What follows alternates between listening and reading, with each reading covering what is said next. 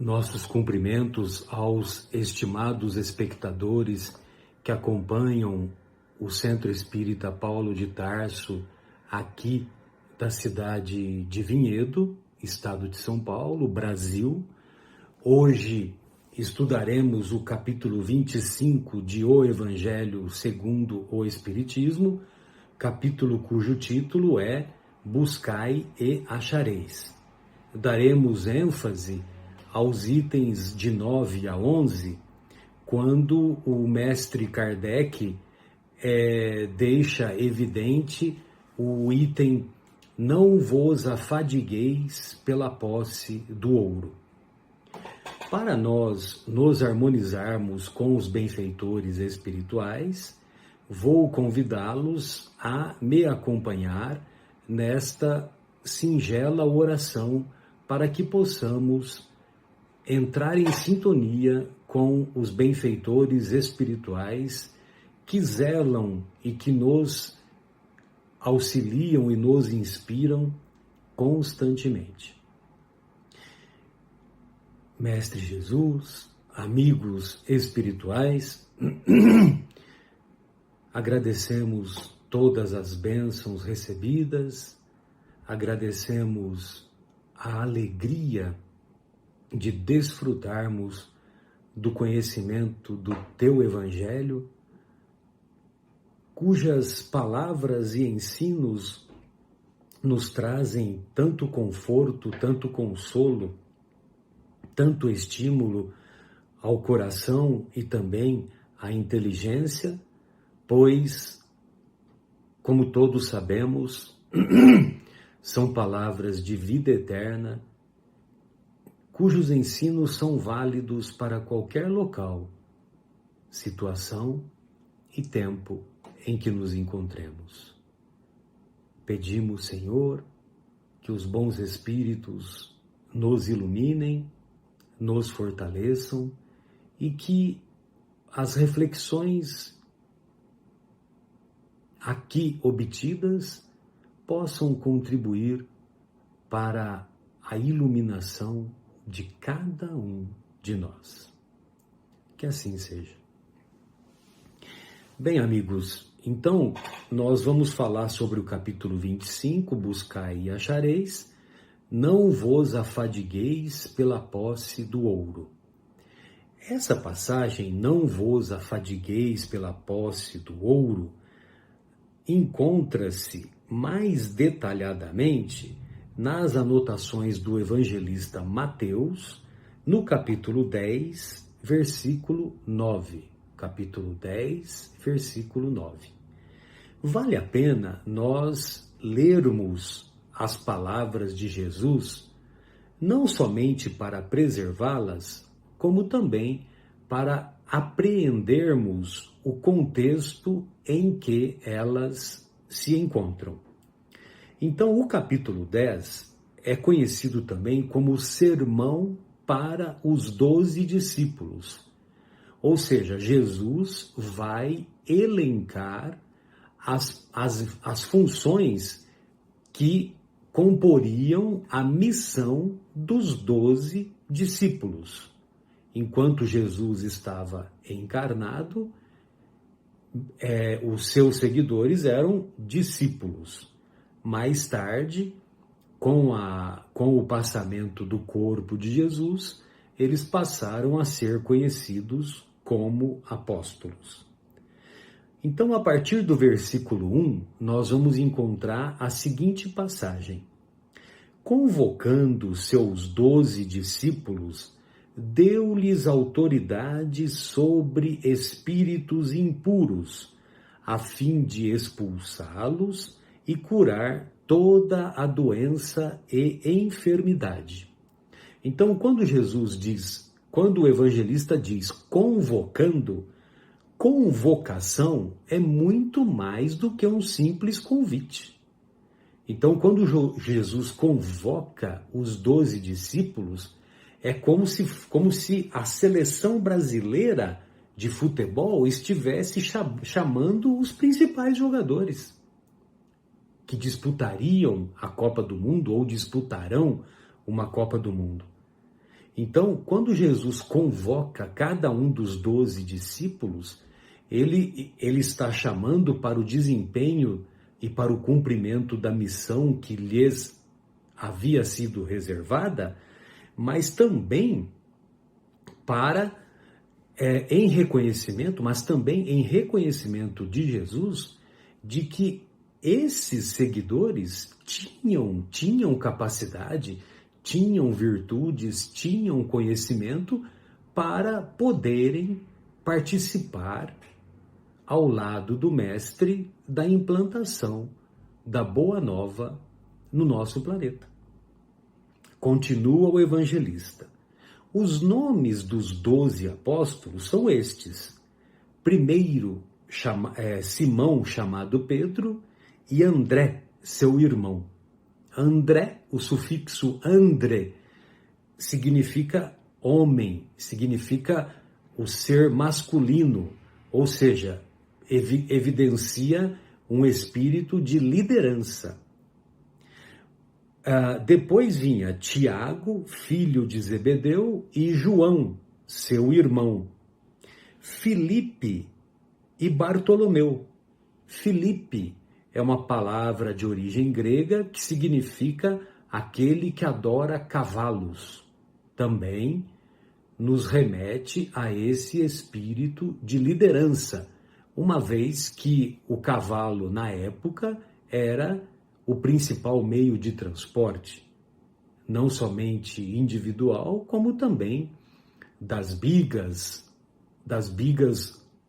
conhecidas como bigas romanas. Tomé e Mateus, o publicano. Tiago, filho de Alfeu, e Tadeu. Simão, o cananeu, e Judas, o Iscariotes, quem o entregou. Perceba que o evangelista não diz Judas quem o traiu, e sim Judas quem o entregou. Ou seja, Judas tinha tanta confiança, tanta fé no Mestre, que ele quis promover o encontro entre o Império Romano e Jesus, porque ele sabia que promovendo esse encontro haveria um embate, e nesse embate, Jesus, como era o Messias prometido, Jesus colocaria o Império Romano para baixo. Só que o discípulo equivocado esqueceu-se que Jesus veio trazer não a conquista material do planeta, e sim a conquista espiritual. Jesus enviou esses 12 após prescrever-lhes, dizendo: não tomeis o caminho dos gentios e não entreis em cidade de samaritanos. Ide de preferência às ovelhas perdidas da casa de Israel. Indo, proclamai dizendo: está próximo o reino dos céus. Curai enfermos, erguei mortos, purificai leprosos, expulsai demônios. De graça recebestes, de graça dai.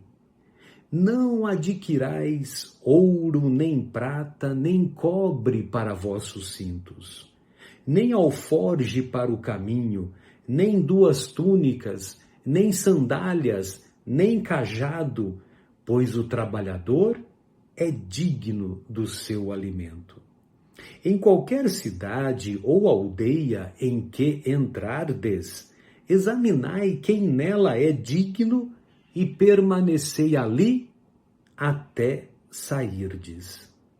Ao entrardes na casa, saudai-a, e se a casa for digna, venha sobre ela vossa paz. Se, porém, não for digna, retorne vossa paz para vós. E se ninguém vos receber, nem ouvir as vossas palavras, saindo daquela casa ou cidade, sacudi o pó dos vossos pés. sacudi o pó dos vossos pés, das vossas sandálias. Amém vos digo que haverá mais tolerância no dia do juízo para a terra de Sodoma e Gomorra do que para aquela cidade. Eis que eu vos envio como ovelhas no meio de lobos. Sede prudentes como as serpentes e inocentes como as pombas.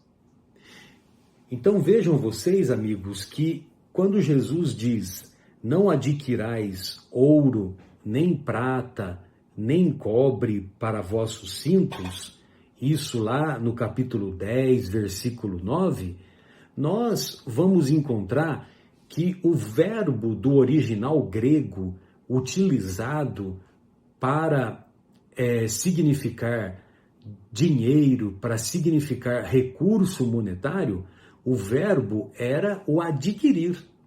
Então, adquirir era voltado para o recurso monetário, para o dinheiro. Ou seja, o ouro, uma moeda de ouro, valia 25 denários. 25 denários é praticamente um mês de trabalho. Agora, a moeda de prata valia 1 denário.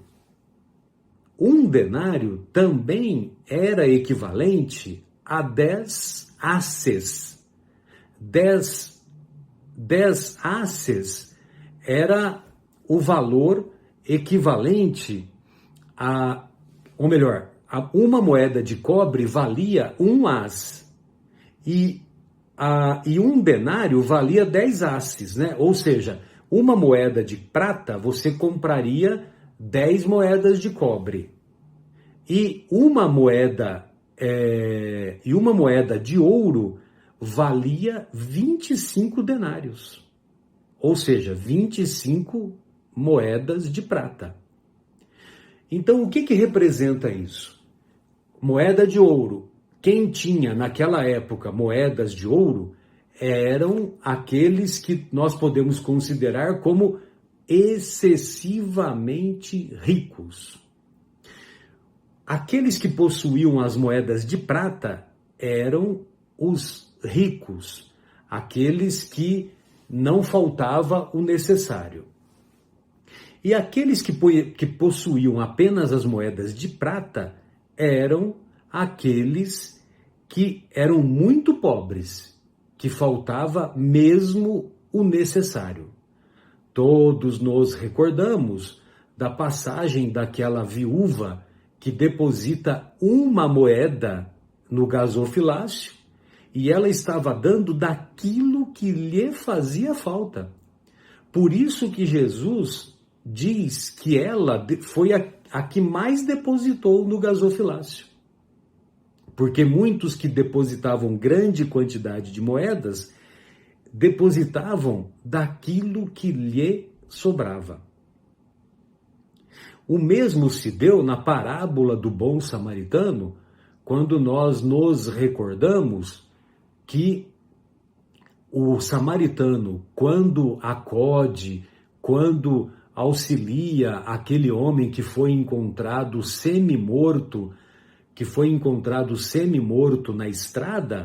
na estrada entre Jerusalém e Jericó, então aquele homem, o samaritano, ele cuida daquele homem, leva o homem até a hospedaria mais próxima, pede para o dono da hospedaria cuidar daquele homem, né, no dia seguinte, e ele deixa adiantado 2 moedas de ouro, equivalente a 2 dias de trabalho.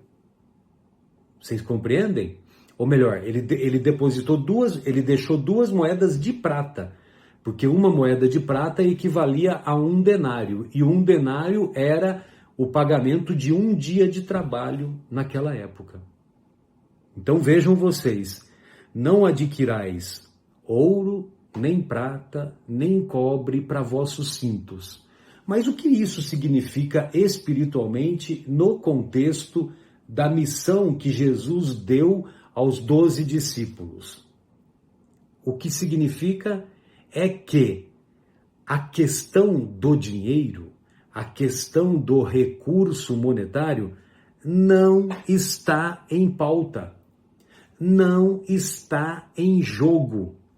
Para se praticar a caridade, para se divulgar o evangelho, não pensem nisso.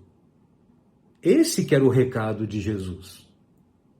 E todos nos recordamos da questão 886 de O Livro dos Espíritos, que Kardec, nós sempre nos referimos a essa questão, né? Aqui e também lá nas exposições que fazemos fisicamente lá na casa de Paulo de Tarso. Mas a questão 886, Kardec quer saber dos benfeitores. Como Jesus entendia a caridade em seu tempo? E a resposta é o famoso BIP, ou seja, B de benevolência, I de indulgência e P de perdão das ofensas. Benevolência. Benevolência vem de benevoluntas, boa vontade. Benevolência para com todos, ou seja, devemos demonstrar boa vontade para todos os que cruzam o nosso caminho. Todos os que cruzam o nosso caminho. Então, quando nós vamos a uma repartição pública e o funcionário demonstra boa vontade no cumprimento da sua tarefa e demonstra boa vontade em nos auxiliar, nós nos sentimos felizes. E nós recomendamos, olha, você vai lá na agência da Caixa Econômica Federal, estou dando um exemplo, né? Poderia ser uma outra entidade qualquer. Você vai lá naquela agência da Caixa Econômica Federal, que a dona Cotinha, ela me atendeu muito bem, e ela se esforçou em resolver o meu problema, e ao cabo de 15 minutos eu estava saindo de lá muito satisfeito. Ou seja, quando alguém age de boa vontade para conosco, nós nos sentimos gratificados e ficamos muito contentes. Nós não podemos fazer isso também no dia a dia? Por exemplo, nós tomamos conhecimento, temos consciência de que a nossa vizinha está adoentada e o marido tem que sair para o trabalho e ela tem que desenvolver as tarefas do dia a dia, mas ela está doente. Nós não podemos ir lá na casa da vizinha e falar para ela: ô fulana, eu sei que você está doente e o seu marido tem que trabalhar e os seus filhos precisam ir para a escola. Eu me disponho a levar, eu tenho disponibilidade para levar e buscar os seus filhos. E também peço que você me dê as roupas que você tem aí do dia a dia para lavar, que eu vou lavar para você. Então, ou seja, nós estaríamos demonstrando boa vontade, estaríamos estendendo mãos generosas e estaríamos praticando a caridade através da demonstração da benevolência. Outra coisa, indulgência, outra virtude importante que tá no significado de caridade, como Jesus entendia a caridade em seu tempo. Indulgência com as imperfeições dos outros, ou seja, tenhamos um olhar doce, não um olhar amargo com as imperfeições alheias. Sejamos capazes de ver o meio copo cheio e não somente ver o lado negativo, o lado da crítica, o lado que nos leva à estagnação espiritual. P de perdão das ofensas. Perdoar é doar mais. Perdoar é não devolver o mal que alguém tenha cometido contra nós. Perdoar é deixar uma porta aberta à reconciliação. Perdoar é confiar em Deus para que o tempo se encarregue de diminuir aquela dor, aquelas diferenças, diminuir a dor daquela ofensa e, passado o período de superação daquele acontecimento infeliz, nós possamos olhar para dentro de nós e não mais nos importarmos quando nos recordarmos daquele acontecimento infeliz. Perdoar é, sobretudo, não devolver o mal que alguém nos fez. É orar por aquele que nos ofendeu. É orar por aquele que não quer ver o nosso progresso. Bem, amigos, então, o que Jesus quer dizer nessa passagem é isso. É que não adquirais ouro, nem prata, nem cobre. Ou seja, não coloquemos isso como um fator preponderante. Não coloquemos isso como uma prioridade na busca da prática da caridade. Pelos exemplos que nós citamos e baseados no ensino do Mestre e naquilo que os benfeitores espirituais colocaram na questão 886 de O Livro dos Espíritos, não é preciso, para praticar a caridade, não é preciso nenhuma moeda. Ter boa vontade, ser indulgente e perdoar não necessita que façamos uso de qualquer tipo de moeda, de qualquer tipo de vantagem financeira. Muito bem. Vocês se lembram que nessa passagem, lá no versículo 14, nós vamos encontrar assim: e se ninguém vos receber, nem ouvir as vossas palavras, saindo daquela casa ou cidade, sacudi o pó dos vossos pés, sacudi o pó das vossas sandálias. E o que é o pó das sandálias? O pó das sandálias são as inutilidades. E olha só o que o nosso querido Emmanuel coloca em uma mensagem belíssima na revista Reformador de 1953. Uma mensagem, evidentemente, psicografada pelo apóstolo da caridade, Francisco Cândido Xavier. Então ele vai nos ensinar que o pó das sandálias é a preocupação doentia de recebermos o incenso das considerações sociais. Ou seja, nós praticamos a caridade, nós temos um ato meritório e queremos que a sociedade reconheça em nós uma pessoa virtuosa. E nós ficamos com aquela preocupação doentia de recebermos esse prestígio de parte, esse reconhecimento vindo da sociedade em que nos encontramos. Então, isso é uma verdadeira inutilidade. Isso é o pó das sandálias. Outro item, são 12 itens, né? Curiosamente, 12 discípulos, missão dos 12, capítulo 10, capítulo 10 do evangelista Mateus, mas como é referente aos 12 discípulos, são 12 itens que representam o pó das sandálias. Tristeza improdutiva diante da calúnia ou perversidade. Então, adianta nós ficarmos tristes de maneira permanente e de braços cruzados quando alguém nos calunia ou quando alguém age de maneira perversa conosco?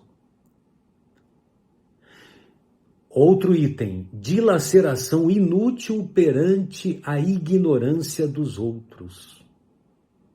Anseio por resultados das nossas ações mais elogiáveis nos campos imediatistas da vida.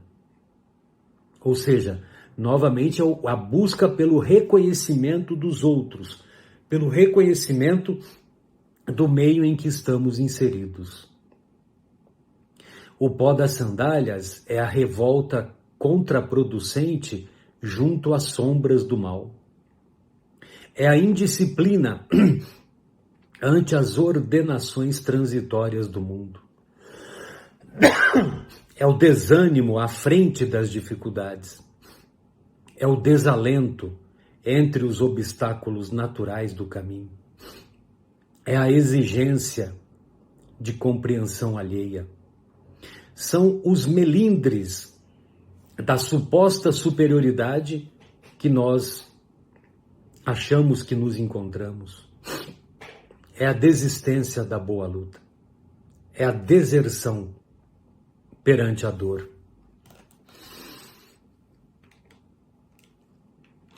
Então, amigos, nós vamos encontrar para nossa despedida essa reflexão mais profunda da benfeitora espiritual Joana de Ângeles, quando ela nos convida a praticarmos a caridade, porque praticando a caridade, nós não adquirimos nem ouro, nem cobre e nem prata, mas nós adquirimos o preenchimento do nosso coração, o preenchimento dos valores espirituais. E não vamos mais encontrar o vazio do coração, porque vazio do coração vai encontrar aquele que permanece solitário. E só permanece solitário quem não se faz solidário. É só uma questão de mudança de letra.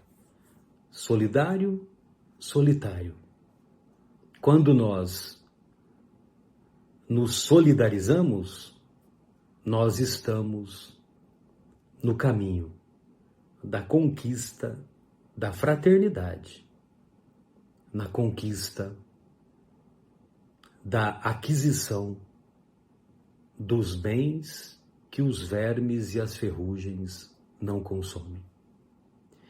Permita, Senhor, que busquemos com mais firmeza, com mais determinação, com mais coragem, colocar